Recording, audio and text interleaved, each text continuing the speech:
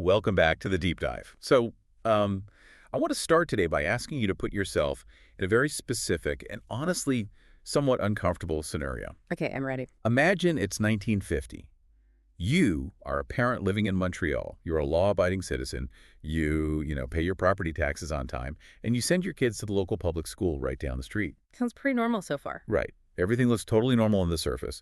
But every single morning when your child actually walks through those school doors, the government, like the legal system itself, classifies them as something they are fundamentally, undeniably not. It sounds like a clerical error, doesn't it? Like someone in the basement of City Hall just checked the wrong box on a form and nobody noticed? Exactly. But imagine it's not an error. Imagine it is the actual law. Imagine the entire educational infrastructure of your city has decided that because your child is Jewish, they must, just for the purposes of learning math and geography, be a Protestant. Wow. Not just like a Protestant, but legally classified as one. That is the bizarre and frankly fascinating reality we are unpacking today. We're looking at a book titled Honorary Protestants, The Jewish School Question in Montreal, 1867 to 1997. And that's by David Fraser, right? Yes, written by David Fraser and published by the University of Toronto Press. And just to be completely clear for everyone listening, we aren't just looking at the history here. We're looking at the fight over that history. Which is always where things get interesting. Oh, absolutely. Yeah. We've got the book itself, which is this massive deep dive into the legal archives, but we also have a stack of academic reviews that are, well, let's just say they really don't all agree on whether Fraser actually did a good job. Which is often where the best insights come from, honestly. Huh? When scholars start arguing, you know you've hit a nerve. It usually means the topic is just complex enough that there isn't one single right way to look at it. So our mission today is to figure out how a community navigates a system that literally wasn't built for them.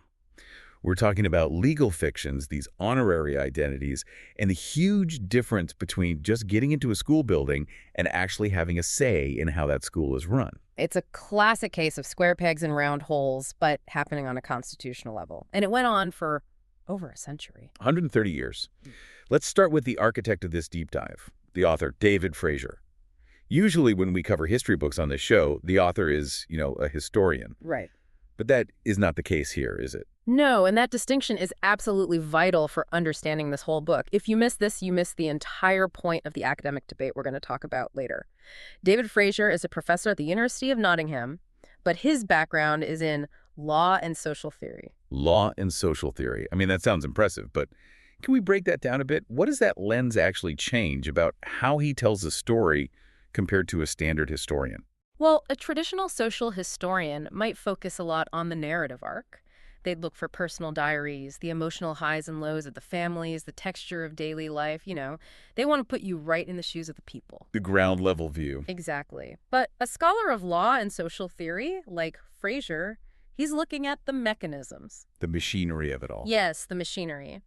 He's interested in how statutes, court rulings, and bureaucratic classifications actually construct our reality.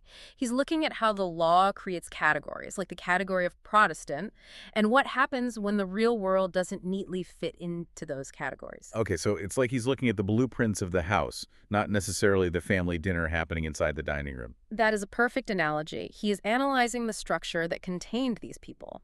And speaking of structure, we really need to set the stage for Montreal between 1867 and 1997. Because I think most people, when they think of Montreal schools today, they instantly think about language. Right, French schools versus English schools. That's the big political divide everyone knows about. Exactly. That's the modern dynamic, especially since the 1970s. But for the vast majority of the 130 years Fraser's covering, the primary divide in Montreal wasn't language at all. It was religion. You had a dual confessional system. Confessional meaning? Meaning based on religious confession or faith. The school districts were literally drawn along religious lines. You had a Catholic school board and you had a Protestant school board. Those were your two options. It was a binary system permanently enshrined in the law of Quebec. Okay, but life isn't binary, especially in a major port city like Montreal, which has always been incredibly diverse. Precisely. And that right there is the honorary dilemma. If you were Catholic, great, you go to the Catholic board schools. If you were Protestant, you go to the Protestant board schools. But if you were Jewish, where do you go? The law literally didn't have a box for option C. So did they pick one? Or were they forced into one? Essentially, yes. Fraser explains that by custom, and that word is really important here, custom, Jewish students attended the Protestant schools. Even though they obviously weren't Protestant. Exactly. They had different holidays, different traditions, totally different beliefs, but the state had an obligation to educate them, and the Protestant system was sort of the least worst fit, or perhaps just the one that was more open to taking them in at the time. So for administrative purposes, they were treated as Protestants. Hence the title of the book, Honorary Protestants. Right. Though, and this is a really interesting detail that will come up later, Fraser notes that the phrase itself actually comes from an earlier work. It's from a book called A Meeting of the People. It was a term used by historians to describe this weird legal fiction. You are legally a Protestant from 9:00 a.m. to 3:00 p.m. Monday through Friday. Man, it feels incredibly dismissive when you say it like that. It's almost like the government saying, we don't know what you are, and we honestly don't care enough to make a new category for you, so we'll just call you this because it makes our paperwork easier. It is dismissive. It completely erases identity. But what Fraser's deep dive shows, and remember, this is 14 chapters of extremely detailed analysis, is that the Jewish community didn't just sit back and accept this label passively. They didn't just say, okay, sure, we're Protestants now. Far from it. They actively negotiated the K through 12 environment. When you say negotiated, what does that actually look like on the ground? Are we talking about parents arguing with principals about homework, or is it something bigger than that? Much, much bigger. We're talking about a massive structural struggle for rights. And this is where we have to make a really clear distinction between simply attending a school and actually participating in the school system. Break that down for me. What's the difference? Okay, so the Jewish students were allowed in the building. They could sit at the desks. They could learn the curriculum. That is attendance. But think about how a public school system is actually run. Who hires the teachers? Who sets the curriculum? Who decides which holidays are observed? Who decides where the tax money goes? That would be the school board, the trustees. Exactly. And for a huge chunk of this history, the Jewish community, despite paying their property taxes directly into the Protestant system, was completely excluded from the boards of trustees. Oh, wow. That sounds remarkably like taxation without representation. That is exactly what it was. And that is the core conflict driving Fraser's book. He documents these constant, grueling battles to get representation on those boards. It wasn't just about let our kids in the building. It was about let us decide how the building is run. Going back to your house analogy, it's the difference between being a guest in a house and being one of the owners. That's a great way to put it. Being an honorary Protestant meant you were basically a permanent guest. You could stay there, you could sleep in the guest room, but you absolutely couldn't touch the thermostat, you couldn't rearrange the furniture, and you certainly couldn't decide what was for dinner. And in this case, dinner is what your children are being taught about their own history or religion. Precisely. Fraser tracks this specific struggle over 130 years. It is a dense, highly detailed account of legal battles, petitions, court cases, and the slow, grinding work of trying to change a very rigid institution from the inside out. He really shows how the community used the law to try to pry open those doors of power. So we have a book that is heavy on legal analysis, covering a massive time span, dealing with really complex issues of identity, governance, and minority rights. It honestly sounds like a goldmine for researchers. It is. But I hear a but in your voice. I knew there was a but coming. Well, whenever a book takes a very specific academic approach like this law and social theory lens we talked about, it is inevitably going to alienate some people while absolutely delighting others. The critical reception to Honorary Protestants was, let's just call it, divided. I love a good academic brawl. Let's start with the fans. Who thought Fraser nailed it? The legal scholars really, really appreciated it. They saw it as a masterclass in legal history. For instance, there is a review by Jory Binder. Binder is a Juris Doctor candidate at Osgoode Hall Law School. Now, Osgoode is a top-tier law school in Canada, so Binder is coming at this with a very specific, highly legalistic mindset. What specifically did Binder like about it? Because, let's be honest, legal texts can be incredibly dry. Binder praised Fraser's contextual stance on the rule of law. Okay, contextual stance on the rule of law. That is a bit of a mouthful. What does that mean in plain English for our listeners? It basically means Binder liked that Fraser didn't just list the laws in chronological order like a timeline. He explained how the law functioned within the actual context of the society at the time. He showed how the legal system wasn't just a set of dry rules written on paper, but a living, breathing machine that was actively shaping people's lives, sometimes in very messy, contradictory ways. Binder felt Fraser skillfully explained these historical developments. So if you want to understand the actual machinery of how a government excludes people, Binder is saying this book is the manual. Exactly. And Anthony Damasio from Bishop's University also weighed in, calling it a valuable new contribution to the field. And David S. Kaufman from York University went even further. He described the scholarship as meticulous and unassailable. Unassailable. That is incredibly high praise in academia. That basically translates to, I tried to find a mistake in your footnotes, I tried to find a hole in your logic, and I couldn't do it. It really does. Now, Kaufman did have a few small critiques. He wished the book covered some other related aspects, which is pretty standard reviewer feedback. You always want more. But on the core research, the legal tracking of this history, he felt Fraser was rock solid. So the verdict from the legal and political science crowd is meticulous, valuable, skillful. They love the blueprints. But you mentioned a divide. Who is on the other side of the ring? The historians, specifically a historian named Roderick MacLeod. Now, wait a second. That name rings a bell. Didn't you say earlier that the phrase Honorary Protestants came from another book? You have a sharp memory. Yes, Roderick MacLeod co-wrote A Meeting of the People, the very book where that term originated. So he isn't just a random academic reviewer. He is arguably the world expert on this specific historical topic. He claimed the term Fraser is using as his main title. Oh, that adds a fantastic layer of drama. So you have the guy who basically invented the term reviewing the book that uses the term. What did the expert think of Fraser's take? He was not impressed. In fact, he was quite critical. MacLeod wrote a review in Canadian Jewish Studies where he argued the book has a real shortcoming, and that shortcoming, in his words, is a lack of a sense of human agency. Agency. That is a buzzword we hear a lot in sociology and history. Let's unpack that. Right. In this context, is he saying Fraser just forgot about the actual people? Essentially, yes. MacLeod is directly criticizing that structural approach we talked about. He's saying, okay, David Fraser, you have told us all about the laws, the school boards, the statutes, and the legal negotiations. You have mapped the maze perfectly. But where are the people inside the maze? Right. Where are the parents? Where are the students? How did they feel? How did they act on a personal, day-to-day level? It goes right back to that difference between the machinery and the ghost in the machine. MacLeod wants the ghost. He wants the human heartbeat of the story. Right. He feels that by focusing so heavily on the legal structure, Fraser turned the Jewish community into abstract figures on a chessboard rather than flesh and blood human beings struggling for dignity. He thinks the book is too cold, too far removed from the lived experience. That is a really tough critique. It is almost like saying, you wrote a book about a school, but you didn't include any of the children. And it gets more personal than that. MacLeod also took issue with the title itself. He felt Fraser used Honorary Protestants, sarcastically. Sarcastically.